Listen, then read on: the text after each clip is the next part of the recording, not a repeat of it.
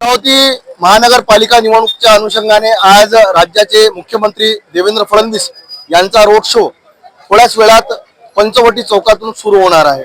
या ठिकाणी अमरावती पोलीस आयुक्तालय यांच्याकडून मोठ्या प्रमाणात बंदोबस्त तैनात करण्यात आला आहे आणि अमरावती पोलीस वाहतूक शाखेकडून कशा प्रकारे या ठिकाणी बंदोबस्त आहे जाणून घेऊ। आपल्यासोबत वाहतूक शाखेचे प्रमुख संजय खताळे सर आहेत।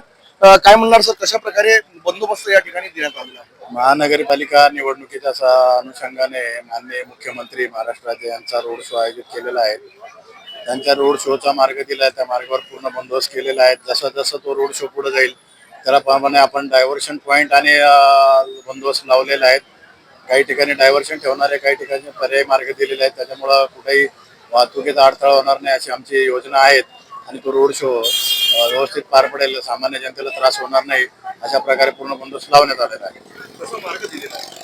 मार्ग त्यांचा आहे पंचवटी चौक, शेगाव नाका, चौधरी चौक, आदर्श हॉटेल, दीपक टॉकीज चौक, जयस्तंभ चौक, राजकमल चौक, गांधी चौक आणि शिलांगण रोड ते साईनगर साई मंदिरापर्यंत असा मार्ग आहे तो रोड शोचा।